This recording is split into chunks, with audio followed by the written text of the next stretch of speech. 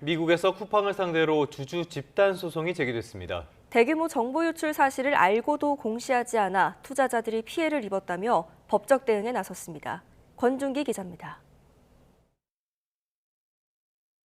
쿠팡을 상대로 집단 소송에 참여할 주주를 모집하는 로펌의 신청 사이트입니다.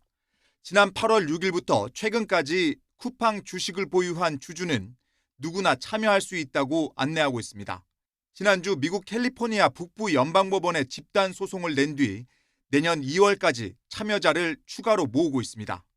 소장을 보면 한국 역사상 최대 규모의 개인정보 유출에도 쿠팡이 제대로 공시하지 않아 투자자들이 피해를 입었다고 지적했습니다. 지난달 18일 개인정보 유출 사실을 인지하고도 한 달이 지나서야 미국 증권거래위원회에 알린 건 4영업일 내 공시 의무를 위반했다는 겁니다. We provide this information to the SEC publicly so that people can see it and understand the facts that we're dealing with. 부실한 개인정보 관리와 대조적으로 미국 내 로비에 투입한 인력과 돈은 크게 늘려왔습니다. 미 상원 보고서에 따르면 쿠팡이 고용한 로비스트는 5년 사이 4명에서 32명으로 늘었습니다. 로비에 투입한 자금도 크게 늘려 4년간 159억 원을 쓴 것으로 나타났습니다. 미국 상하원뿐 아니라 백악관과 상무부, 재무부 등을 상대로 로비를 벌였고 트럼프 측근인 루비오 국무장관의 수석 보좌관도 관리 대상이었습니다. 미국 농가와 기업이 쿠팡을 활용해 경제 성장을 이룰 수 있다고 홍보한 것으로 나타났습니다. 쿠팡은 최근 워싱턴 DC에 대관 전담 사무실을 열어 로비에 더욱 열을 올리는 모습을 보였습니다. YTN 권준기입니다. 개인정보 유출만 문제가 아닙니다. 과로사 은폐 시도를 포함한 각종 의혹이 속속 드러나면서 쿠팡발 논란은 계속 확대되고 있습니다. 노조와 유가족이 법적 대응을 예고하면서 수사가 전방위로 확대될 수 있다는 전망이 나옵니다. 최승훈 기자가 보도합니다. 3,370만 명이 넘는 고객정보 유출 사태를 빚은 쿠팡이 이번에는 또 다른 논란에 직면했습니다. 진원지는 쿠팡의 글로벌 최고 경영자인 김범석 쿠팡 INC 의장입니다. 5년 전 한국법인 대표 시절 쿠팡 칠곡 물류센터에서 일하다 숨진 27살 노동자 고 장덕준 씨의 과로사를 은폐하려 한 정황이 드러난 겁니다. 김 의장은 당시 개인정보 보호 담당 임원에게 열심히 일했다는 기록을 남지 않도록 하라고 지시했는데 과도한 노동에 시달린 증거를 없애려 한 대목으로도 풀이됩니다. 또 코로나19가 한창이던 2020년 쿠팡 물류센터에서 집단 감염이 발생하자 언론 플레이를 시도했던 정황도 확인됐습니다. 정체를 숨긴 채 외신에 쿠팡에 유리한 정보를 뿌려 감염을 직원의 개인 탓으로 몰아가려 한 것으로 의심되는 부분입니다. 쿠팡 측은 해임된 전 임원의 왜곡된 주장이라며 반박하고 있지만 I'm looking at this right now that you're showing to me, and this looks like something that may have been claimed by an executive who was terminated 5 years ago for gross negligence and incompetence. 노조와 유가족 측이 고소고발을 예고하며 쿠팡을 겨냥한 수사가 전방위적으로 확대될 가능성이 커졌습니다. 쿠팡은 현재 노동자 취업 제한을 위한 블랙리스트 작성 의혹과 이번 대규모 정보 유출 사건으로 각각 수사를 받고 있습니다. 경찰은 참고인 조사와 압수물 분석에 주력하고 있는데 조만간 쿠팡 관계자들을 줄소환할 것으로 보입니다. 의혹의 정점인 김 의장에 대한 조사가 이뤄질지가 관건인데 미국에 체류 중인 김 의장이 자신은 글로벌 CEO라며 국회 청문회마저 패싱한 만큼 경찰의 대응이 주목됩니다. YTN 최승훈입니다. 쿠팡을 포함해서 올해는 유독 개인정보 유출 사고가 잦았죠. 한국소비자원이 SK텔레콤에 정보가 유출된 모든 가입자에 대해 1인당 10만 원씩의 보상안을 제시했습니다. 하지만 소비자 피해 구제를 위한 정부의 조정안을 번번이 거절해왔던 SKT가 이번에는 과연 받아들일지 주목됩니다. 박기환 기자입니다. 지난 4월 가입자 2,300만 명의 개인정보를 빼앗긴 SK텔레콤.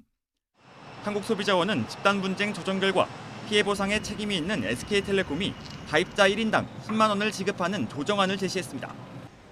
과거 개인정보 유출 사건 배상금과 비슷한 수준으로 그마저도 통신비 할인과 제휴사 포인트 등으로 구성됐습니다. 다만 2,300만 명의 피해자들이 모두 10만 원씩 보상을 받도록 한다는 방침을 세우면서 전체 보상 규모가 2조 3천억 원에 달할 것으로 예상됩니다. 천문학적 비용이 드는 사실상 징벌적 성격의 보상안을 정부 기관이 직접 중재안으로 내놓은 셈입니다. 문제는 보상안의 실현 여부가 SK텔레콤에 달렸다는 점입니다. 소비자원의 결정 내용을 살펴보고 신중하게 결정하겠다고 밝혔지만 집단 분쟁 조정 제도상 SKT가 보상 방안을 수락하지 않으면 그만이기 때문입니다. 이미 SK텔레콤은 개인정보보호위원회에 1인당 30만 원 배상 조정안은 물론 위약금 면제 기간을 연장하라는 방송통신위원회의 직권 조정 역시 모두 거부했습니다. 이와 함께 SK텔레콤은 정보 유출 사태로 부과받은 1,348억 원의 과징금에 대해서도 다음 달 중순까지 불복 여부를 결정할 방침입니다. SK텔레콤이 정부가 제시한 소비자 보상 방안 등을 줄줄이 거부하는 가운데 같은 절차를 거쳐야 할 쿠팡의 본보기가 될 수 있다는 지적도 제기됩니다. YTN 박견입니다. SK텔레콤은 이에 대해 면밀히 내용을 검토한 뒤에 신중하게 결정하겠다고 밝혔습니다. SK텔레콤은 소비자분쟁조정위원회의 결정 통지를 받고 보름 안에 보상 결정안 수락 여부를 위원회에 통보해야 합니다. 다만 소비자위가 당초 보상 신청을 한 58명 가입자뿐만 아니라 피해 가입자에게 동일한 보상을 지급해야 한다고 밝혀 SK텔레콤 역시 고민이 깊어질 것으로 보입니다. 다음 소식입니다. 통일교의 정치권 로비 의혹을 규명하기 위한 통일교 특검에 국민의힘과 개혁신당이 전격 합의했습니다. 다만 특검 도입에 결정권을 가진 더불어민주당이 반대하고 있어서 실행 여부는 불투명합니다. 박희재 기자가 취재했습니다. 국민의힘과 개혁신당이 여야 정치권의 통일교 측 금품수수 의혹을 수사하기 위한 통일교 특검에 전격 합의했습니다. 양당 원내대표는 첫 만남 후 나흘 만에 다시 오찬 회동을 하고 나란히 서서 특검법을 공동 발의한다는 입장을 밝혔습니다. 빠르면 오늘 저녁이나 내일 오전 정도에 법안 초안을 서로 가지고 상의가. 그동안 쟁점이 됐던 특별검사 추천권은 개혁신당이 양보하기로 했습니다. 대법원에서 법원행정처에서 2명을 추천하고 그중에 1명을 대통령이 임명하는 형태로. 수사 범위에는 이른바 쌍특검을 주장했던 국민의힘이 한 발 물러서기로 했습니다. 통일교의 정치권 로비 의혹에 더해 민중기 특검의 여권 수사 은폐 의혹까지 포함하되 민특검과 관련한 다른 의혹은 일단 빼기로 했습니다.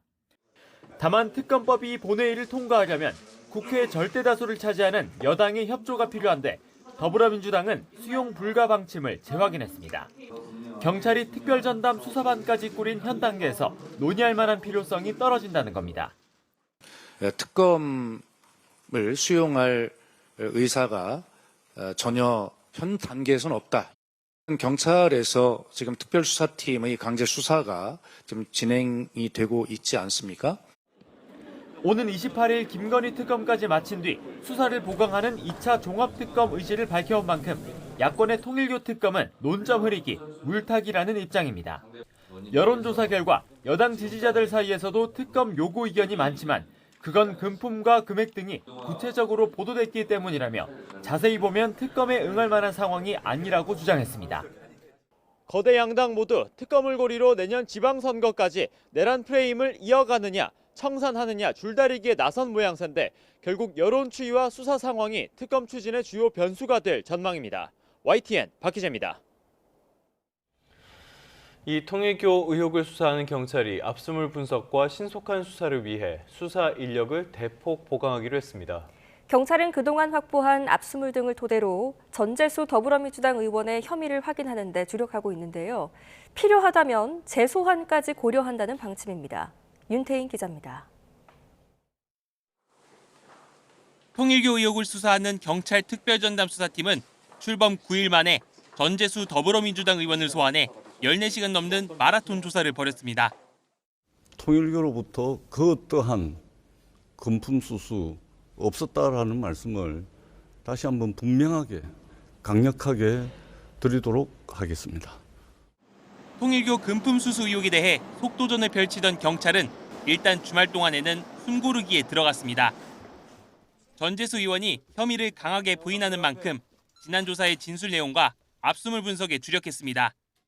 경찰은 공소시효가 곧 끝날 수도 있는 만큼 당장은 정치권을 향한 수사망을 넓히기보다는 전재수 의원의 혐의를 다지는 데 집중한다는 방침인 것으로 알려졌습니다. 경찰은 압수물 분석과 한학자 총재를 포함한 통일교 관계자들에 대한 조사를 바탕으로 필요하면 전재수 의원을 다시 부르는 방안도 검토하고 있습니다. 이와 함께 경찰은 역시 통일교에서 금품 수수 의혹을 받는 임종성, 김규환 전 의원에 대한 소환 시기도 다각도로 검토 중입니다. 관련자들이 혐의를 강하게 부인하고 윤영호 전 통일교 세계본부장의 진술까지 흔들리는 상황에서 경찰은 물증 확보 등을 위해 수사 인력을 대폭 보강했습니다. 회계분석요원 등 인력 2명을 증언한 데 이어 5명을 더 투입해 전담 수사팀 규모를 30명 정도로 늘렸습니다. 경찰 수사가 속도를 내고 있는 상황에서 혐의를 입증할 명확한 물증을 찾을 수 있을지 아니면 난항을 겪을지 이번 주가 중요 분수령이 될 것이란 전망이 나옵니다. YTN 윤태인입니다. 네, 보신 것처럼 경찰은 통일교 로비 의혹 수사에 전례 없는 속도전을 이어가고 있습니다. 공소시효 만료가 코앞으로 다가온 데다 특검 도입 가능성도 없지는 않기 때문에 향후 수사가 어떻게 흘러갈지 부장원 기자가 살펴봤습니다. 지난 15일 동시다발 압수수색을 벌이며 강제 수사에 포문을 연 경찰은 불과 나흘 만에 전재수 더불어민주당 의원을 조사했습니다. 관련자 진술과 물증 확보를 통해 혐의를 충분히 다진 뒤 소환하는 관리에 비춰 이례적으로 속도가 빠릅니다. 특히 금품 수수 의혹이 불거진 정치권 인사 가운데서도 전재수 의원 조사에 집중하고 있는데 그 배경엔 공소시효 문제가 있습니다. 처음 의혹을 촉발한 윤영호 전 세계본부장은 특검 조사에서 지난 2018년 전 의원에게 현금과 명품 시계를 건넸다고 진술했습니다. 의혹이 제기된 정치권 인사 가운데 시기적으로 가장 이른데 사실이라면 정치자금법 위반 혐의는 이달 말로 7년의 공소시효가 만료됩니다. 고작 열흘 남짓 남은 겁니다. 뇌물죄의 경우 최대 15년까지 시효가 늘지만 명품 시계 등 핵심 물증을 찾지 못한 데다 성립 요건인 대가성 입증도 쉽지가 않습니다. 여기다 야권이 띄우고 있는 통일교 특검의 도입 가능성도 배제할 수는 없기 때문에 경찰로선 최대한 속도를 낼 수밖에 없습니다.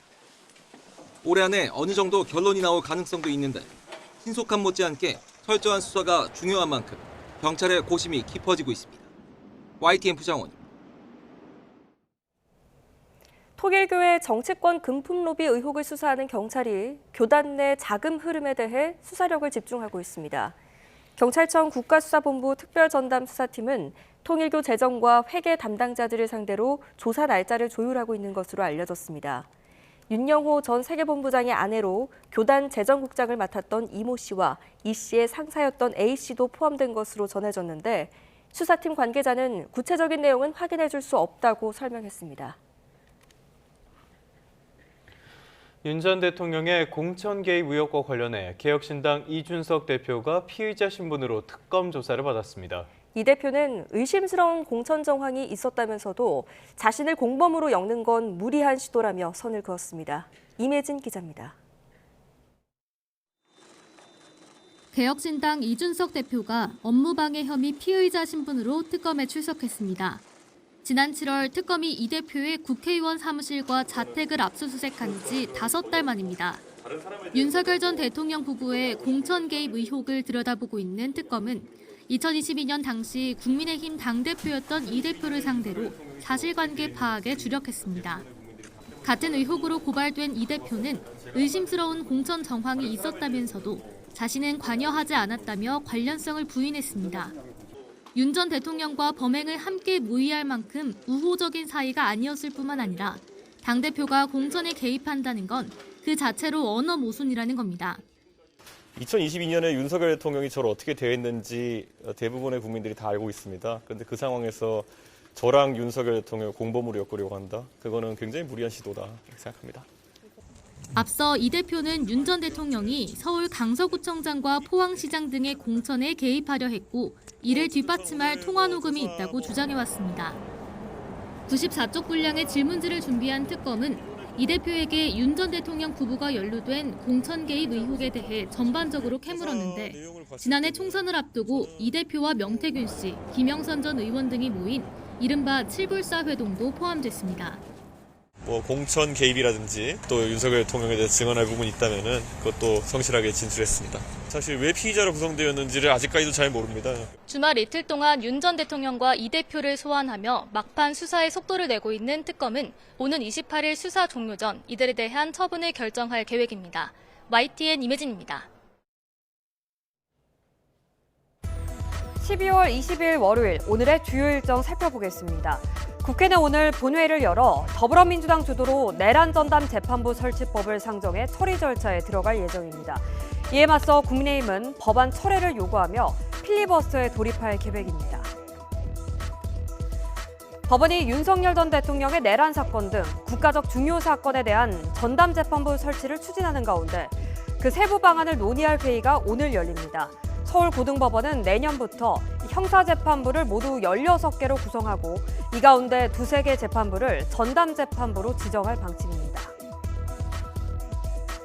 김건희 여사 일가의 집사로 알려진 김예성 씨의 횡령 혐의 사건 재판 1심 변론이 오늘 종결됩니다. 김 씨는 회사 자금을 대출금이나 주거비 등 개인적 용도로 소비해 48억 원을 횡령한 혐의로 재판에 넘겨졌습니다. 지금까지 오늘의 주요 일정이었습니다. 다음 소식입니다. 용산에 있던 대통령실이 이번 주에 대부분 청와대로 이전합니다. 이재명 대통령은 다음 주부터 청와대에서 직무를 시작할 예정입니다. 홍민기 기자입니다. 굳게 닫힌 청와대 춘추문이 열리고 이삿짐차가 들어옵니다. 용산 대통령실을 떠나온 책상 등 집기들을 작업자들이 분주히 나릅니다. 언론인들이 사용할 춘추관 2층 브리핑룸도 쌍방향 카메라 설치 등 막바지 준비에 한창입니다. 용산 대통령실을 떠나 3년여 만에 청와대 시대가 다시 막을 올리는 겁니다. 이번 주부터는 모든 브리핑이 청와대에서 열리고 이전 작업이 마무리된 뒤엔 대통령실 공식 명칭부터 휘장과 직원들의 명함까지 이에 맞게 바뀔 예정입니다. 이재명 대통령은 이번 주까지는 용산에서 수석 보좌관 회의 등을 주재한 뒤 다음 주부터 청와대로 자리를 옮깁니다. 삼청동 첫 출근을 맞아 인근 주민들과 인사하는 등 공식 행사도 계획 중인 걸로 알려졌습니다. 대통령실은 청와대 복귀를 비상계엄과 파면으로 얼룩진 용산시대를 뒤로하고 전통을 계승한다는 데 의미를 두고 있지만 구중궁궐 같은 구조로 인한 독선, 불통이라는 역대 정권의 어두운 전철을 따라갈 수 있다는 우려도 동시에 있습니다. 비서진이 있는 여민관과 본관 집무실까지 도보 10분에 달하는 물리적 거리 때문입니다. 이를 고려해 이 대통령도 본관 대신 여민관 집무 공간을 주로 사용할 계획이라고 대통령실은 설명하고 있습니다. 대통령과 비서실장, 정책실장, 안보실장 등 핵심 3실장이 모인 여민관이 국정의 핵심 사령탑이 되는 겁니다. 집무 공간을 여민관이라 보통 부르는데 거기가 국민과 더불어라는 뜻이거든요. 이 대통령의 생활 공간인 한남동 관저는 당분간 유지될 전망입니다. 내년 상반기 청와대 관저 공사를 마칠 때까지 이 대통령은 한남동 관저에서 출퇴근할 예정입니다. YTN 홍미기입니다. 장교 임관을 포기하고 사관학교를 자퇴한 생도가 급증한 것으로 나타났습니다. 특히 육사는 4년 전보다 무려 7배가 늘었는데요. 군 초급 간부 수급에 비상에 걸렸습니다. 나혜인 기자입니다. 올해 장교로 임관한 육군사관학교 81기 자퇴생은 77명으로 집계됐습니다. 입학 모집 정원 330명의 23%가 중도 퇴교를 선택한 겁니다. 직전 기수인 80기보다 2배 이상 많고 11명에 불과했던 4년 선배 77기와 비교하면 7배나 늘었습니다. 육군 3사관학교나 공군사관학교 자퇴생 역시 증가하는 추세입니다. 사관학교에 붙고도 장교 임관을 포기하는 이유론 업무와 책임에 비해 열악한 처우가 첫손에 꼽힙니다. 병사 월급이 150만 원까지 가파르게 오르는 사이 장교 초봉은 올해 처음 200만 원을 간신히 넘겼습니다. 병사들과 월급이 비슷함에 따라서 전역자가 대폭 지금 증가하고 있습니다. 그래서 보건부에서 주고 있는 전직 지원금이 부족해가지고 전화해서 줄 정도. 12.3 비상계엄 이후 군을 바라보는 사회적 인식이 나빠진 것도 장교 임관 의지를 꺾게 하는 요인으로 분석됩니다. 올해 상반기 정년이 남았는데도 군복을 벗은 희망전역 간부는 2,800여 명, 창군 이래 최대치를 기록했습니다. 국방부는 내년 초급 간부 기본급을 6.6% 올해 인상률만큼 거듭 올리고 수당도 확대한다는 계획입니다. 군인 보수를 중견기업 수준까지 단계적으로 인상하여 군의 숭고한 헌신에 걸맞도록 복무 여건을 구축해 나가겠습니다. 하지만 인구 자체가 줄어드는 시기 인재 유출을 막으려면 떠나고 싶지 않은 군을 만들기 위한 파격적인 유인책이 필요하다는 지적이 나옵니다. YTN 나인입니다. 윤석열 정부 시절 간판을 내린 국방부 북한 정책과가 1년여 만에 부활할 것으로 보입니다. 국방부는 현재 국방정책실 산하 대북전략과를 북한 정책과로 바꾸는 내용을 담은 소속기관 직제 시행규칙 개정안을 입법 예고했습니다. 국방부는 남북 군사회담이나 신뢰 구축 등 대북정책 수행의 정통성을 강화하는 차원에서 북한 정책과 부활을 추진하게 됐다고 설명했습니다. 정부가 최근 러시아와 접촉해 북핵 문제를 비롯한 북한 관련 현안을 논의한 것으로 알려졌습니다. 외교부의 북핵 담당 당국자는 최근 모스크바를 비공개로 방문해 러시아 외무부 북핵 담당 특임대사 등을 만난 것으로 전해졌습니다.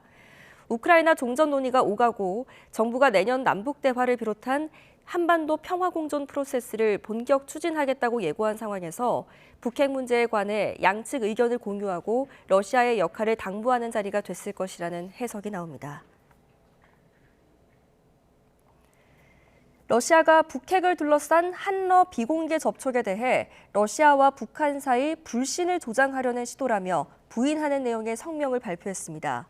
마리아 자하로바 러시아 외무부 대변인은 현지 시간 21일 러시아와 북한의 협력을 반대하는 자들은 우리의 포괄적 전략적 동반자 관계를 이간질하고 러북 동맹과 국민 사이의 불신을 조장하려는 헛된 시도를 포기하지 않는다고 성명을 통해 밝혔습니다.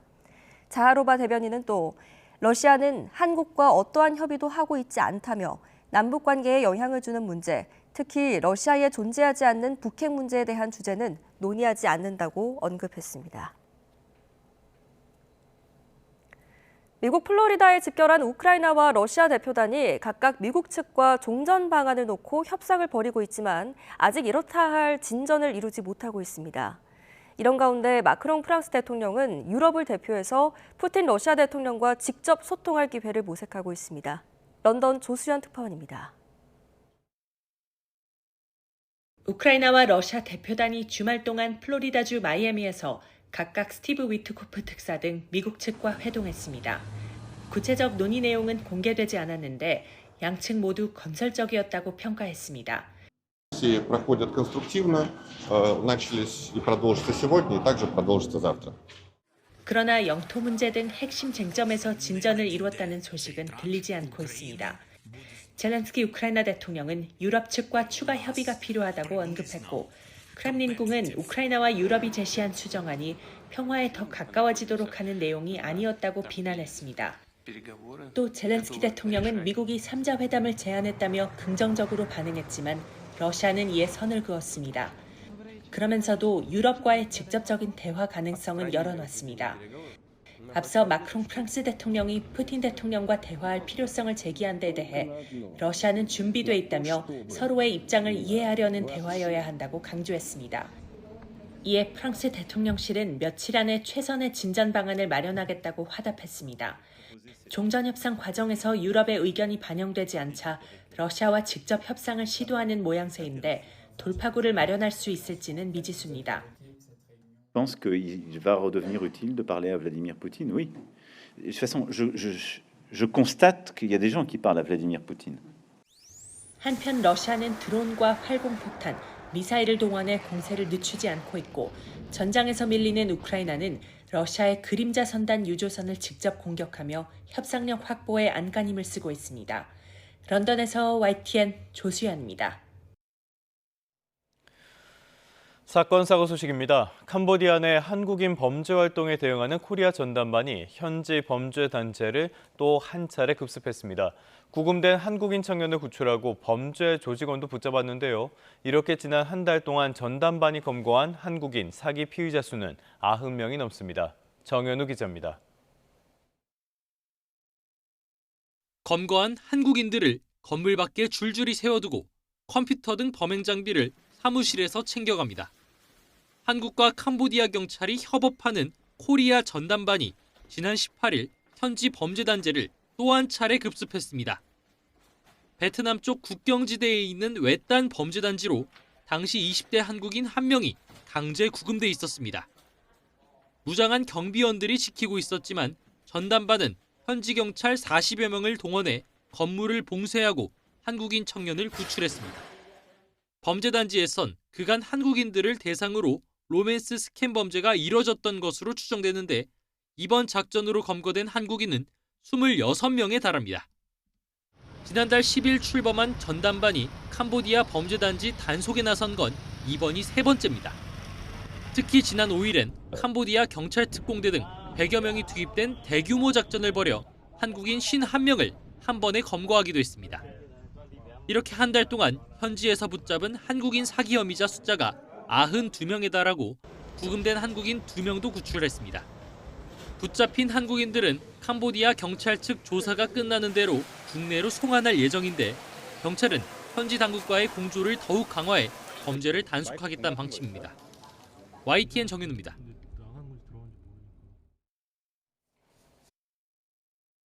어젯밤 9시 10분쯤 국내 온라인 커뮤니티 DC인사이드에 올라온 국방부에 폭발물이 설치됐습니다라는 글입니다.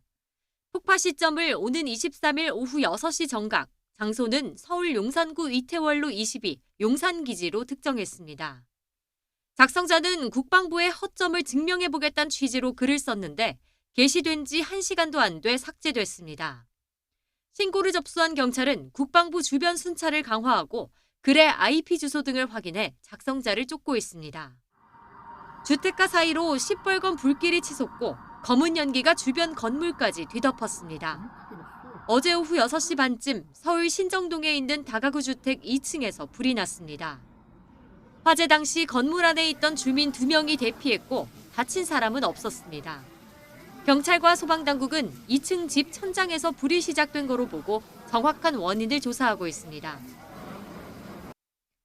도로 한복판에 119 구급차가 넘어져 있고 주변엔 깨진 유리창이 흩어져 있습니다.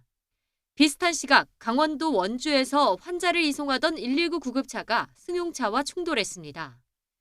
이 사고로 구급차에 타고 있던 50대 환자와 보호자, 소방대원 등 모두 5명이 다쳤습니다.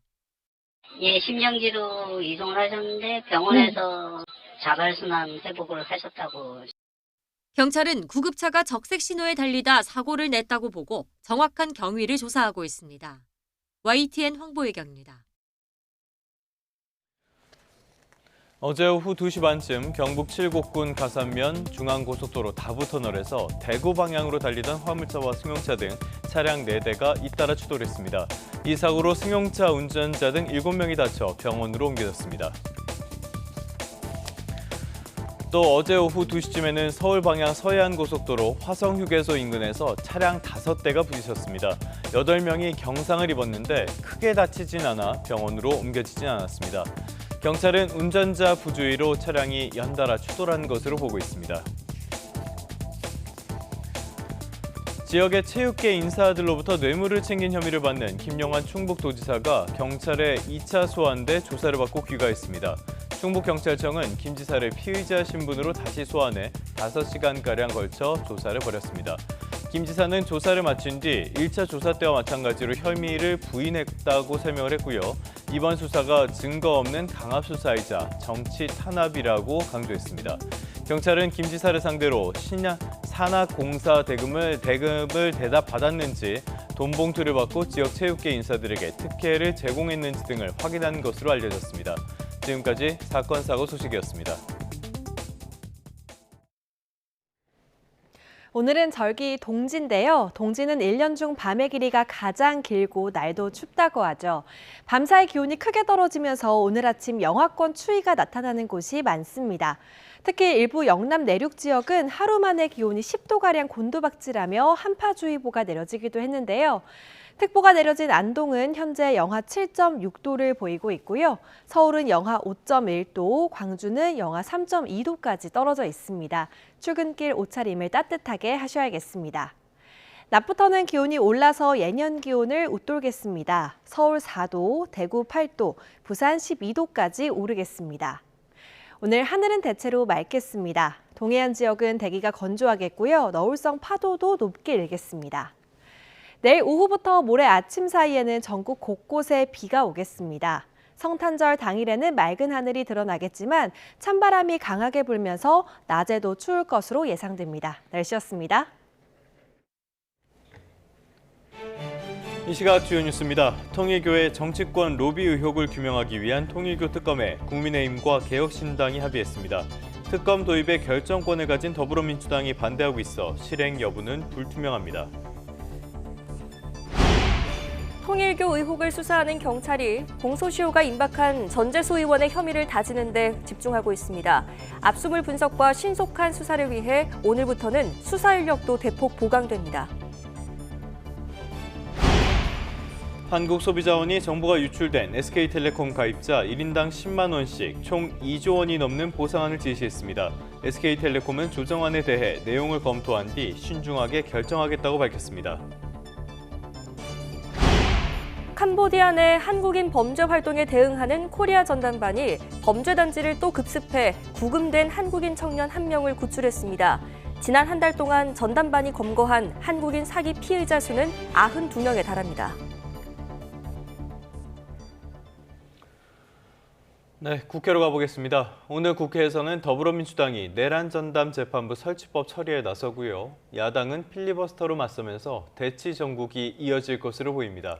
본회의 직전까지 법안 수정 작업이 이어지면서 민주당 내 혼선도 빚어졌습니다. 임성재 기자입니다. 오늘 열리는 국회 본회의에선 여당 주도로 내란 전담 재판부 설치법이 상정됩니다. 위헌 논란을 겪은 끝에 전담 재판부를 2심부터 도입하고 판사 추천위원회 구성해 법원 외부 인사를 배제하기로 한 수정안이 처리되는 겁니다. 민주당은 본회의 하루 전에도 사법부의 신뢰성을 문제 삼으며 내란 전담 재판부법의 당위성을 부각했습니다. 사법부가 신뢰를 잃었기 때문에 국회를 제치고 꼴찌로 가라앉은 것 아닙니까? 아직도 국민의 뜻을 모르겠습니까? 반대로 국민의힘은 사법 장악 시도를 노골화하는 거라며 필리버스터 항전을 예고했습니다. 대법원이 별도 예규를 마련하면서 명분과 필요성이 사라진 만큼 법안을 전면 폐기해야 한다고 목소리를 높였습니다. 위헌 논란이 뚜렷한 법안을 의석수로 밀어붙이겠다는 것은 결국 민주당이 위헌 정당임을 스스로 인정하는 것입니다. 대대적인 여론전도 예고했지만 민주당이 절대다수 의석을 점하고 있는 만큼 법안 통과를 막긴 어려울 거란 전망입니다. 민주당은 뒤이어 정보통신망법 개정안 처리에도 나설 거로 보여 필리버스터 대치는 성탄절 전날까지 이어질 거로 예상됩니다. 본회의에 상정될 법안 순서를 정하는 과정에선 민주당 내 혼선도 노출됐습니다. 본회의 전날 오전까지 정통망법 내란재판부법 순으로 처리에 나서려 했지만 내란재판부법을 우선 상정하기로 한밤중 계획을 바꾼 겁니다. 국회 법사위 처리 과정에서 추가된 허위정보 유통 금지 조항에 대한 위헌 가능성이 일자 지도부가 이를 덜어내기로 했고 수정 작업이 예상보다 길어지면서 이 법안 순서에도 영향을 줬다는 분석입니다. 이를 두고 야권 등 정치권 일각에선 연내 처리 시한을 맞추기 위해 논란이 있는 법안을 무리하게 강행하는 거란 비판도 제기됩니다. 민주당은 연말 본회의 기간 이후엔 법외국제 신설이나 법원조직법 개정에도 차례로 나선다는 계획입니다. 하지만 국민의힘이 모두 악법으로 규정한 사안들이어서 연초에도 필리버스터 대치가 이어질 가능성이 큽니다. YTN 임성재입니다. 오는 28일 김건희 특별검사를 끝으로 내란과 최상병, 특검 등 초유의 3특검이 모두 막을 내립니다. 김건희 특검은 막판까지 수사에 힘을 쏟을 계획인데 윤석열 전 대통령 부부의 수사무마 의혹 등 일부 사건은 끝맺지 못할 것으로 보입니다. 이준엽 기자의 보도입니다. 김건희 특검이 오는 28일 180일의 수사를 마무리합니다. 마지막 주에 돌입해서도 수사는 진행형입니다. 당장 이창수 전 서울중앙지검장과 도이치모터스 주가 조작 수사 실무를 맡았던 검사의 소환 조사를 시도하고 있습니다. 세비를 동원해 산 고가 가방을 김건희 씨에게 전달한 혐의를 받는 김기현 의원은 앞서 2차례 소환 통보에 불응했는데 특검은 김 의원 소환이 불가피하다는 입장이라 다시 시도할 가능성도 있습니다. 그동안 최종 처분을 미뤄온 여러 사건에 대해서는 결론을 내는데 주력할 전망입니다. 특히 윤석열 전 대통령 부부의 매관매직 등 각종 금품 수수 의혹과 관련해서는 두 사람 소환 조사만에 남겨둔 상황이었던 만큼 조만간 처분이 이뤄질 것으로 보입니다. 특검은 이 밖에도 공천 개입 의혹 등 특검법에 명시된 의혹 상당수에 대해서는 수사를 마무리할 계획이지만 수사 항목만 16개로 방대한 만큼 일부 의혹은 종결이 어려울 거란 관측도 제기됩니다. 특히 윤 전 대통령 부부의 박성재 전 법무부 장관을 통한 수사 무마 의혹은 지난 2일 뒤늦게 첫 압수수색이 이뤄진지라 결론 짓기가 쉽지 않습니다. 수사가 남은 사건들은 경찰 국가수사본부로 이첩 수순을 밟을 거로 예상됩니다. 특검은 이 같은 수사 내용을 종합한 최종 결과를 오는 29일 오전 10시에 발표합니다. YTN 이준엽입니다. 통일교의 정치권 로비 의혹을 수사하는 경찰청 국가수사본부 특별전담팀이 오늘 수사 인력 5명을 추가 투입해 수사팀을 확대합니다. 지난 18일 압수물 분석을 맡을 회계분석 요원 2명을 늘린 데 이어 두 번째인데요. 이로써 수사팀의 총원은 30명으로 늘었습니다. 경찰은 사안의 성격을 고려해 반부패 수사 경험이 풍부한 인원들을 투입한 것으로 전해졌는데 관련자 진술과 압수물 분석에 속도를 낼 방침입니다.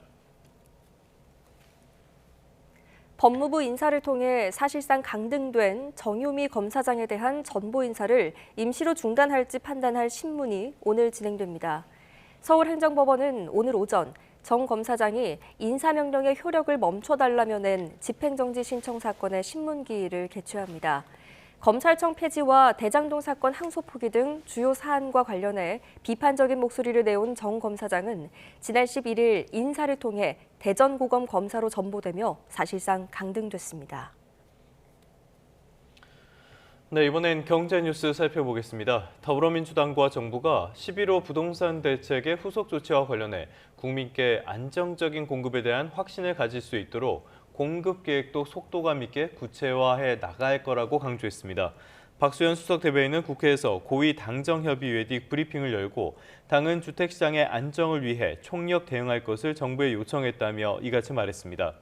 공급대책 발표 시점과 관련해선 최근 김윤덕 국토부 장관이 내년 1월 중으로 넘어갈 가능성을 이미 언급한 적이 있다고 답했습니다. 문제는 11호 부동산 대책의 부작용이 갈수록 커지고 있다는 점입니다. 집값 오름폭은 제대로 못 잡고 있고요. 실수요자들의 고통만 커지는 모양새인데요. 올해 서울 아파트의 월세 상승률 처음으로 3%대에 진입했습니다. 서울 전역이 규제 지역과 토지거래 허가구역으로 묶이면서 전세 매물이 감소하고 전세의 월세화가 가속화한 영향으로 풀이됩니다. 보도에 오인석 기자입니다. 올 들어 지난달까지 서울 아파트 월세는 3.29% 올랐습니다. 관련 집계가 시작된 2015년 이래 처음으로 연간 상승률 3%를 넘었습니다.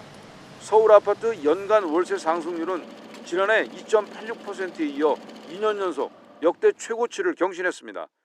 올해 1월에서 4월 월 0.1%대 수준이던 서울 아파트 월세 상승률은 5월에서 8월 0.2%대, 9월 0.3%대로 오름폭을 키운 뒤 10월과 11월엔 0.6%대로 급등했습니다. 서울 전역이 규제지역과 토지거래 허가구역으로 묶인 11호 대책 발표 이후 갭 투자가 원천 차단되면서 전세 매물이 급감하고 전세의 월세화가 가속화한 영향으로 풀이됩니다. 대출 규제로 전세자금 마련 문턱이 높아지면서 월세를 선택하는 임차 수요가 많아진 것도 요인으로 꼽힙니다. 빌라 전세 사기 여파로 세입자들이 아파트로 이동하고 싶어 하지만 전세는 매물이 없고 가격도 올라서 엄두를 내지 못하고 있습니다. 이러다 보니까 보증금을 낮추고 월세로 내는 사람이 늘어 월세 가격이 오른 것으로 분석이 됩니다. 올 들어 지난달까지 아파트 월세 상승률이 가장 높은 구는 송파구로 7.54% 올랐고 용산구와 강동구, 영등포구 순으로 상승률이 높았습니다. 반면 구로구와 은평구, 동대문구, 도봉구 등은 1%대 상승에 그쳤습니다. 지난달 서울 아파트 중위 월세는 122만 원으로 나타났습니다. 올해 전국 4인 가구 중위소득이 610만 원임을 고려하면 서울 아파트 월세 거주자는 소득의 20%를 매달 월세로 지출하는 셈입니다. 지난달까지 서울에서 체결된 1,000만 원 이상 초고가 월세 거래는 230건을 넘었습니다. 지방에서는 울산시의 아파트 월세 상승률이 3.21%로 지난해 연간 상승률의 2배를 넘었습니다. 올해 한미 조선협력 마스가 프로젝트 등으로 조선업계 호황이 이어지며 대형 조선소가 많은 울산에 이주 수요가 대거 유입된 영향으로 풀이됩니다. YTN 오인성입니다. 차기 연방준비제도 의장 후보로 꼽히는 캐비넷식 백악관 국가경제위원회 위원장이 금리 인하의 여지가 충분하다고 거듭 강조했습니다. 해싯 위원장은 미국 인플레이션이 목표치보다 낮은 건 기업들이 관세를 고려해 가격을 낮췄기 때문이라고 주장했습니다. 뉴욕에서 이승윤 특파원입니다. 캐비넷식 백악관 국가경제위원회 위원장은 미국의 중앙은행인 연방준비제도가 금리를 인하할 여지가 충분하다고 밝혔습니다. 식료품과 에너지를 제외한 근원 인플레이션의 3개월 이동평균치가 1.6%로 연준의 목표치인 2%보다 낮다는 점을 근거로 들었습니다. 트럼프 대통령의 측근인 해싯 위원장은 몇 주 뒤 발표될 차기 연준 의장으로 유력하게 거론되는 인물. 트럼프 대통령이 기준금리 대폭 인하가 필요하다고 믿는 사람을 차기 연준 의장 후보로 지명하겠다고 공언한 상황에서 한 발 치고 나간 것으로 풀이됩니다. Absolutely 100% whoever the president picks needs to be 100% independent, but that doesn't mean that you don't listen to voices. 해싯 위원장은 연준이 느리다는 트럼프 대통령의 말은 옳다며 금리를 더 일찍 내렸어야 했다고 주장했습니다. 트럼프 행정부의 관세에 따른 비용 증가가 소비자에게 상당 부분 전가됐다는 언론 보도와 관련해선 인정할 수 없다고 반박했습니다. 특히 관세를 부과하면 미국의 물건을 파는 데 절박한 외국 생산자들이 시장 경쟁력을 위해 가격을 낮출 것이라고 주장했습니다. 그래서 미국 소비자 가격에 최종적으로 미치는 영향은 크지 않을 것이라며 관세 이후 4% 성장률과 1%대 인플레이션을 갖게 됐다고 말했습니다. 하지만 관세 정책 이후 소비 양극화 경향이 두드러지면서 미국 사회에서는 이른바 감당 가능한 생활비가 정치적 화두로 떠올랐습니다. 이를 의식한 듯 해싯 위원장은 트럼프 행정부가 주택 구입 부담을 줄여줄 대책을 마련 중이고 새해 초에 발표할 큰 계획이 있다고 전했습니다. 뉴욕에서 YTN 이승윤입니다.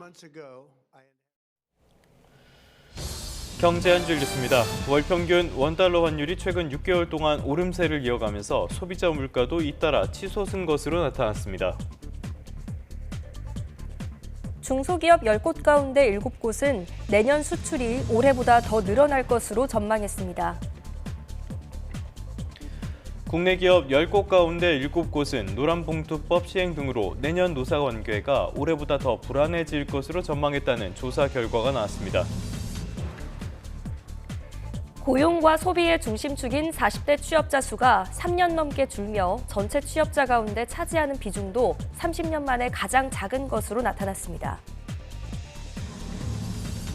자녀가 있는 가구의 사교육비 지출이 코로나19 이후 처음으로 감소했습니다. 지금까지 경제 한 줄 뉴스였습니다.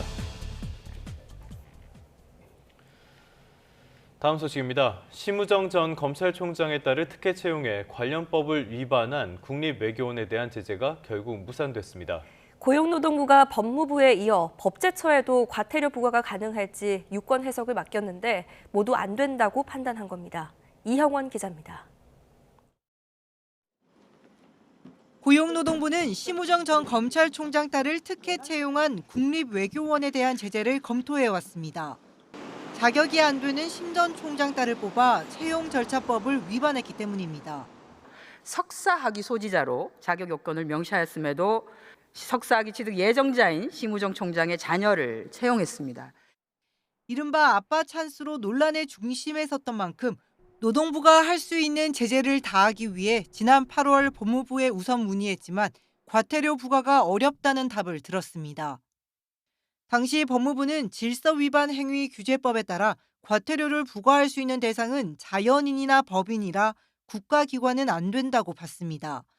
특히 국립외교원은 국가의 하부기관으로 독자적인 법인격이 인정되지 않는다며 과태료 부과 주체인 국가가 자신에게 이를 행사하는 모순이 생긴다고 판단했습니다. 다만 국가기관에 과태료를 부과하겠다는 의도가 분명한 명시적인 규정이 있다면 가능하다고 언급했습니다. 이에 노동부는 최종 판단 전 법제처에도 유권 해석을 요청했지만 결과는 법무부와 같았고 결국 국립외교원에 과태료를 부과할 수 없게 됐습니다. 노동부는 앞으로 관계부처와 협의해 법 규정을 정비해 나가겠다고 밝혔습니다. 또 외교원의 책임성 강화 방안을 여러 방향으로 검토하는 등 공공부문이 공정한 채용을 하도록 실효성 있는 대책을 마련하겠다고 강조했습니다. YTN 이영훈입니다. 미국 법무부가 의회의 압력에 밀려서 방대한 양의 앱스타인 파일을 공개를 했습니다. 공개는 했는데 오히려 역풍이 더 불고 있습니다. 애초 트럼프 대통령 관련 자료는 거의 공개하지 않은 데다가 하루 만에 일부 자료를 삭제한 사실이 드러나자 민주당은 파상 공세에 나섰습니다. 보도에 유투권 기자입니다. 미국 법무부가 웹사이트를 통해 공개한 앱스타인 파일 가운데 하나입니다. 서랍에 담긴 여러 장의 사진 사이로 트럼프 대통령 부부가 앱스타인과 함께 찍은 사진이 보입니다. 그런데 이 사진은 공개된 지 하루 만에 슬그머니 삭제됐습니다. 이 밖에도 최소 15건의 자료가 별다른 고지나 설명 없이 사라진 것으로 확인됐습니다. 애초 자료 자체가 부실하게 공개된 가운데 석연찮은 삭제 조치까지 이어지자 논란은 더 커졌습니다. 공개된 파일 가운데 트럼프 대통령 관련 자료는 거의 없었고 FBI의 피해자 인터뷰나 법무부 내부 메모 등 예민한 자료들도 누락됐습니다. Only releasing those and not releasing anything that makes Trump look bad at all is an attempt to distract the narrative, to move the narrative away from Trump to all of these other folks. 법무부는 뒤늦게 피해자 보호 차원에서 일부 자료를 삭제했다고 밝히고 적절한 조사를 거쳐 다시 게재할 예정이라고 해명했습니다. 또 나머지 자료는 순차적으로 모두 공개하겠다고 거듭 약속했습니다. 하지만 민주당은 법무부 인사들에 대한 탄핵까지 거론하며 즉각적인 공개를 요구하고 있습니다. Justice Department official who has obstructed justice could face prosecution in this administration or a future administration. 여기에 공화당 일부 의원들도 민주당의 보조를 맞추고 나서면서 트럼프 대통령은 더욱 깊은 수렁으로 빠져드는 모양새입니다. YTN 유투관입니다. 미국이 열흘 만에 베네수엘라 유조선을 또 납포했습니다. 이번에는 제재 명단에도 없던 홍콩 회사 소유의 선박을 붙잡았는데 트럼프 대통령은 베네수엘라와의 전쟁도 배제하지 않고 있다고 경고했습니다. 김선중 기자입니다. 미군 헬기가 바다 위 유조선을 향해 날아갑니다.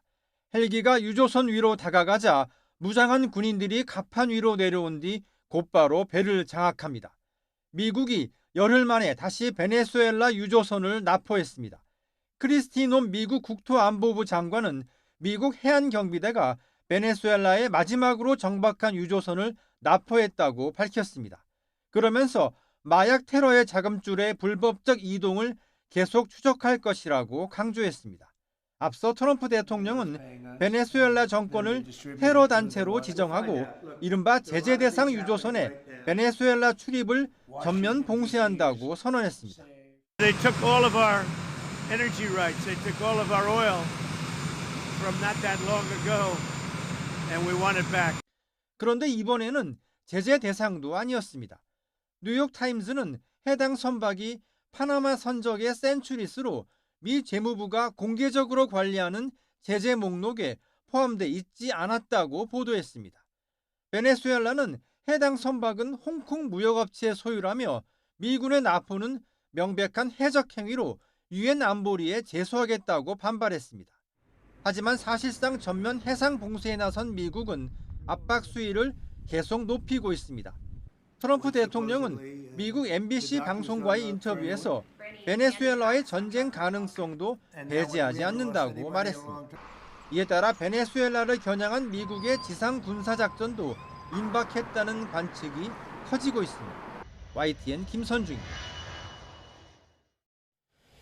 올해는 어쩌면 공상과학의 영역에 머물러 있던 비행차가 현실에 조금 더 한 걸음 더 다가섰던 한 해이기도 합니다. 전 세계 여러 기업이 최신 모델들을 공개하며 기대를 높였는데요. 상용화까지 넘어야 할 산도 여전히 많습니다. 한상욱 기자입니다. 아랍에미리트 두바이에서 비행 시연한 중국 회사의 접이식 팔과 로터를 갖춘 전기 수직 이착륙기입니다. It have a 6-wheel setup, all-wheels drive, also with 2 exhaust differential lock, so it can go off-road. But what amazing is it can storage a full capability eVTOL into the trunk. This first vehicle can get the aircraft into the trunk, right? 회사는 중국 내 인증을 추진하고 있고 내년 판매를 목표로 하고 있습니다. 미국 회사의 이 비행차는 SUV로 떠올랐다가 다시 지상 주행을 이어가는 등 도로와 하늘을 오가는 콘셉트 차량입니다. 과거 도심 간 실제 시험 비행에 성공했던 슬로바키아 회사의 대량 생산형 신모델은 더 강력한 엔진과 접이식 날개 등 양산을 고려한 설계가 적용됐습니다. 중국에서는 자율주행 기반 비행차가 관람객들의 관심을 끌었습니다. 하지만 상용화까지는 갈 길이 멉니다. There are many complications. Obviously, first, the person flying it needs a pilot's license. That's very different from an Uber driver or something like that. Next, of course, is you've got to have the appropriate levels of airworthiness certification, production line certification, whatever. There's quite a few regulatory hurdles. 모든 비행 시연이 순조롭게 진행되진 않았습니다. 영국 해협 횡단에 도전한 프랑스 발명가의 비행차는 출발 17분 만에 기술 문제로 바다 위에 불시착했습니다. 이처럼 배터리 기술과 항공교통 시스템, 그리고 무엇보다 안전과 인증 기준을 확립하는 것이 비행차 상용화를 위한 핵심 과제로 남았습니다. YTN 한상욱입니다. 이재명 대통령이 세계 배드민턴 월드투어 파이널스에서 우승한 우리 선수들을 축하했습니다. 이 대통령은 SNS에 오늘 하루 중국 항저우 땅에 애국가가 3번이나 울렸다며 가슴이 벅차오른다고 적었습니다. 다음 소식입니다. 지방시대가 열리면서 자치경찰의 역할 역시 갈수록 커지고 있습니다. 전남에서는 빅데이터 분석으로 범죄를 예방하고 다국어 안전 앱도 보급하고 있습니다. 지역의 치안 수요 맞춤형 자치경찰 활동이 좋은 반응을 얻고 있습니다. 김범환 기자입니다.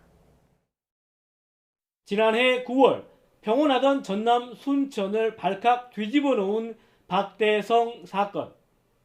만취한 박대성이 마구 휘두른 흉기에 아무런 관계가 없는 10대 여성이 무참하게 살해됐습니다. 기억 전혀 안 나요? 조금씩 나고 있습니다. 이후 경찰은 재발 방지를 위해 공모 사업으로 빅데이터 구축과 CCTV 설치를 위한 예산 1억 7천만 원을 확보했습니다. 지능형 소프트웨어 채널을 추가하여 혹시 발생할 수 있는 폭행, 쓰러짐, 절도, 화재 등의 이런 사건들이 발생하면 관제센터에서 신속하게 대응할 수 있는 신속 대응 체계를 구축하여 이상동기 범죄가 발생하지 않도록 저희들이 미리 사전에 대처할 수 있는 그런 시스템을 구축할 수 있었습니다. 전남자치경찰위원회가 공모를 통해 만든 다국어 안전 전남 앱. 전남은 특히 외국인 노동자가 많은 만큼 모두 6개 언어로 재난과 치안, 교통 위험을 알려주고 위급할 때는 한 번에 112, 119로 연결할 수 있게 고안됐습니다. 전라남도 자치경찰위원회가 비전으로 내세운 것이 주민과 함께하는 자치치안입니다. 섬이 많다는 것, 또 외국인이 많이 들어와 있다는 것, 그다음에 미래 세대의 치안 활동의 핵심 주체가 되는 청소년들, 이런 분야를 특히 강조해서 추진을 하고 있습니다. 전남자치경찰위원회는 앞으로도 찾아가는 안전대학 등 행정기관 협업과 주민 참여 유도로 맞춤형 치안 환경 개선에 힘쓸 예정입니다. YTN 김범환입니다. 신세계 계열 프리미엄 아울렛이 2028년 하반기 대구에서 문을 엽니다. 롯데와 현대가 인근의 아울렛 건립을 추진하고 있는 상황에 신세계가 도전장을 내면서 백화점 3사의 치열한 각축전이 예상됩니다. 이윤재 기자입니다. 경부고속도로 동대구 나들목 주변 부지입니다. 연탄 제조 공장이 있던 땅에 대형 유통업체 쇼핑몰이 들어섭니다. 신세계 계열 쇼핑몰 업체가 축구장 6개 규모의 면적을 갖춘 프리미엄 아울렛을 2028년까지 짓기로 했습니다. 성공 노하우를 집약해 대구 프리미엄 아울렛을 성공적으로 오픈할 수 있도록 준비할 것입니다. 이와 함께 고용 창출을 비롯한 상생에 적극 협력해 대구 지역 경제 활성화에 기여하도록. 앞서 롯데는 대구 수성구에 2027년 완공을 목표로 대형 쇼핑몰을 짓고 있습니다. 또 현대백화점도 대구와 가까운 경북 경산에 아울렛 개점을 예고했습니다. 지난 10여 년 사이 대구에서 고객 쟁탈전을 벌인 백화점 3사가 이번엔 아울렛 시장에서 또 한 번 맞붙게 된 겁니다. 지자체는 잇따라 문을 여는 쇼핑몰이 지역 경제에 긍정적인 효과를 가져올 거로 기대하고 있습니다. 연간 600만 명 이상 방문객 유입 효과와 수천억 원에 달하는 경제 파급 효과, 또 건설 단계부터 직간접적 고용 유발 효과 등 우리 지역 상권과 일자리 창출에. 치열한 경쟁이 예고된 상황에서 각 유통업체가 각기 다른 경쟁력으로 주민 편의를 높이고 지역 경제에 활력을 불러일으킬 수 있을지 주목됩니다. YTN 이윤재입니다. 철도 안전교육의 첨단 확장현실 기술 XR이 도입됐습니다. 가상 공간에서 반복 훈련이 가능해 돌발 상황에 대한 현장 대응 역량이 강화될 것으로 기대되고 있습니다. 이상곤 기자입니다. 화면이 나오는 장비를 머리에 쓰고 이리저리 움직입니다. 안내에 따라 객실 희망 온도를 설정하고 열차 곳곳을 점검하며 시험 방송도 해봅니다. 5호차 방송 점검 중입니다. 이번에는 KTX가 갑자기 비상정차한 상황. 수동으로 출입문을 개방하라는 안내가 나오고 절차에 따라 신속하게 대응합니다. KTX 산천 내부를 확장현실 XR 기술로 구현한 몰입형 철도 안전교육 콘텐츠입니다. 시선을 인식할 수 있고요. 그리고 내가 말하는 것을 컴퓨터가 분석을 해서 이 사람이 제대로 말을 하고 있는지 판단을 합니다. 그래서 그게 잘 됐는지 잘못됐는지에 따라서 피드백을 결과를 반환해 주고요. 그동안 열차 승무원 교육은 업무 지침서와 동영상을 활용한 이론 교육과 현장 실습 교육으로 나눠 진행됐습니다. 하지만 열차 상시 운행과 제한된 교육 장소로 실제 장비를 활용한 교육은 물리적인 한계가 있었습니다. 실제와 같은 가상 환경으로 열차에 직접 타지 않아도 시간과 공간 제약 없이 반복 훈련을 할 수 있습니다. KTX 산천 기관실 주요 장치 학습과 선로 전환기 수동 조작 등 지금까지 개발된 콘텐츠는 모두 7개. 체험형 교육이 언제나 가능하도록 전국 12개 지역본부에 장비를 보급하고 교육까지 마쳤습니다. 실제 열차 안에서 업무 수행하는 거하고 느낌이 비슷합니다. 비상시 정말 승강문 폐쇄할 수 있는 상황이 생겼을 때 즉시 대응하는 데 도움이 될 것 같습니다. 한국철도공사 코레일은 열차 사고나 장애 발생 시 현장 대응 역량이 한층 강화될 것으로 기대하고 있습니다. 승무원들이 안전한 교육 환경에서 교육을 반복적으로 함으로 인해서 열차 운행 중에 발생하는 돌발 상황에 대해서 신속하게 조치해서 우리 철도 안전을 확보하게 되었습니다. 코레일은 인공지능을 활용한 콘텐츠 제작 자동화 도구를 개발하고 있으며 첨단 기술을 이용한 교육을 확대해 나갈 계획입니다. YTN 이상곤입니다. 네, 타이완 도심에서 발생한 흉기 난동 사건의 범인의 마지막 행적이 담긴 CCTV 영상이 공개됐습니다. 충격과 공포가 가시지 않은 상황에서 타이베이에선 삼엄한 경비 속에 대형 마라톤 행사가 열렸습니다. 베이징 강정규 특파원입니다. 검은색 옷차림의 남성이 유유히 계단을 올라옵니다. 한 손에 흉기를 든 채 능숙하게 출입문 걸쇠를 열고 옥상 밖으로 나갑니다. 그로부터 2분 뒤 추격해온 경찰 9명이 체포에 나섭니다. 지난 19일 저녁 타이완의 수도 타이베이 도심 흉기 난동범의 최후 행적이 담긴 CCTV 화면입니다. 경찰은 10분 남짓 대치하던 범인이 갑자기 옥상 아래로 몸을 던졌다고 밝혔습니다. 袭击了这个事件造成4人死亡，含嫌犯1人，有11人受伤。 충격과 공포가 가시지 않은 가운데 타이베이에선 2만 8천 명 규모의 하프 마라톤 대회가 열렸습니다. 지하철역에 M16 소총으로 무장한 경찰이 배치되는 등 경계와 보안이 한껏 강화됐습니다. 所以这一次我们总共增加了340位警力，总共是693个，所以相较于过去相当增加了。 SNS에선 모방 범죄 예고도 잇따라 불안을 키웠습니다. 다음 범행 장소는 타이완 남부 도시 가오슝이라거나 12월 31일 100명을 살해하겠다는 식의 협박글입니다.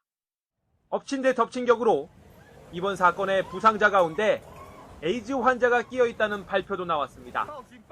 방역당국은 현장에서 혈흔과 접촉하거나 점막에 피가 튄 사람은 72시간 안에 병원에 가야 한다고 경고했습니다. 베이징에서 YTN 강정규입니다.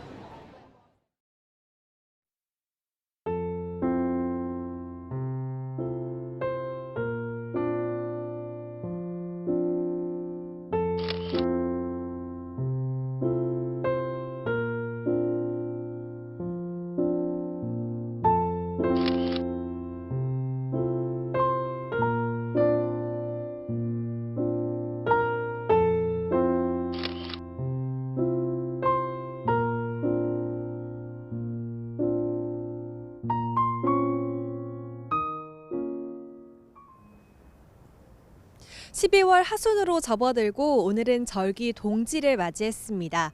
동짓날은 1년 중 밤의 길이가 가장 길고 날도 춥다고 하죠. 밤사이 기온이 크게 떨어지면서 현재 서울 기온이 영하 5도를 밑도는 등 대부분 지역에서 영하권 추위가 나타나고 있습니다. 오늘 출근길은 보온에 신경 쓰셔야겠습니다. 특히 일부 영남 내륙 지역은 밤사이 기온이 10도가량 곤두박질한 가운데 어젯밤부터 한파주의보가 내려졌습니다. 현재 경북 안동과 의성, 경남 밀양과 양산 등의 특보가 발령 중입니다. 자세한 현재 기온을 보면 서울이 영하 5.2도, 광주 영하 3도, 부산 0.1도 등 대부분 영하권으로 떨어져 있습니다. 낮부터는 예년 기온을 회복하면서 이맘때 초겨울 추위가 이어지겠습니다. 서울 4도, 광주 9도, 대구 8도, 부산은 12도까지 오르겠습니다. 오늘은 대체로 맑겠지만 내일 오후부터 모레 아침 사이에는 전국에 비가, 강원 산간에는 눈이 오겠습니다. 크리스마스인 목요일에는 맑은 하늘이 드러날 텐데요. 다만 낮에도 찬바람이 강하게 불면서 종일 추울 것으로 전망됩니다. 오늘까지 동해안을 중심으로는 너울성 파도가 높게 일겠습니다. 높은 물결이 순식간에 갯바위나 방파제를 넘을 수 있는 만큼 해안가 방문하시는 분들은 안전사고에 유의하셔야겠습니다. 지금까지 YTN 이혜민입니다.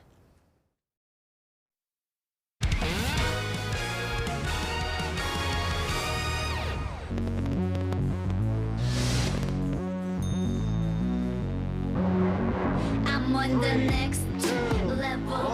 Yeah, 절대적으로를 지켜 내 손을 놓지 마라. 결속은 나의 무기. 광야로 걸어가. 알아 내 home ground. 위협에 맞서서 제껴다 제껴다 제껴다. 상상도 못한 내게 유혹은 깊고 진해. Too hot, too hot.